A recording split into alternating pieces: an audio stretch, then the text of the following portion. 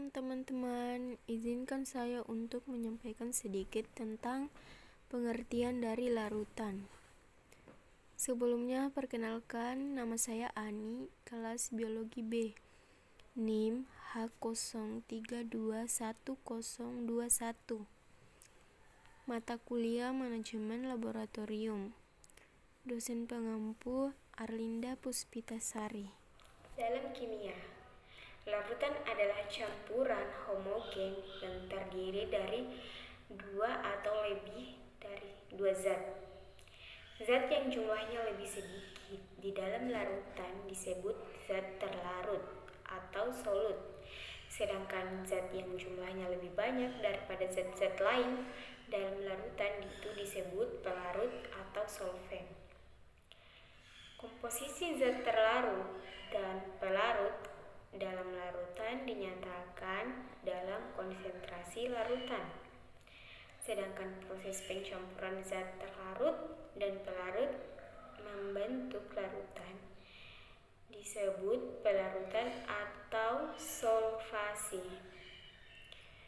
Contoh larutan yang umum dijumpai adalah padatan yang dilarutkan dalam cairan seperti misalnya garam atau gula dilarutkan dalam air. Gas juga dapat pula dilarutkan dalam cairan, misalnya karbon dioksida atau oksigen dalam air. Konsentrasi larutan dinyatakan secara kuantitatif komposisi zat terlarut dan pelarut di dalam larutan. Konsentrasi umumnya dinyatakan dalam perbandingan jumlah zat terlarut dengan jumlah total zat dalam larutan, atau dalam perbandingan jumlah zat terlarut dengan jumlah pelarut.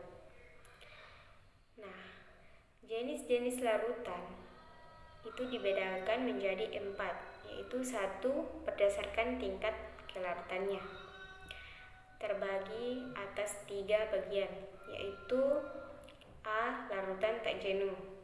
Larutan tak jenuh merupakan larutan yang dapat melarutkan sempurna jika ditambah zat terlarut tanpa melalui pemanasan. B. Larutan jenuh. Larutan jenuh yaitu larutan yang pelarutnya tidak bisa lagi melarutkan zat terlarut kecuali harus dipanaskan. Dan C.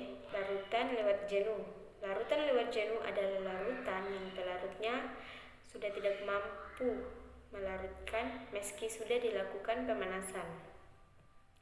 Yang kedua, berdasarkan konsentrasinya, terbagi lagi atas 2, yaitu A. Larutan encer.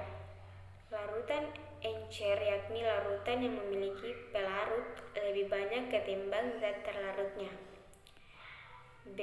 Larutan pekat. Larutan pekat yaitu larutan dengan zat terlarut relatif lebih banyak namun tidak sampai melebihi pelarutnya. Yang ketiga, berdasarkan wujud pelarut dan zat terlarutnya. Pada kategori ini, maka larutan dibedakan menjadi padat, cair, gas. Larutan dipadukan dari jenis sama atau yang berbeda. Yang keempat, itu berdasarkan daya hantar listriknya. Dibagi menjadi 2 bagian, yaitu A. Larutan elektrolit. Larutan elektrolit adalah larutan yang bisa menghantarkan arus listrik karena zat dapat terurai menjadi ion positif dan ion negatif. Larutan ini dibagi menjadi larutan elektrolit kuat dan elektrolit lemah. Dilihat dari kekuatan daya hantar listriknya.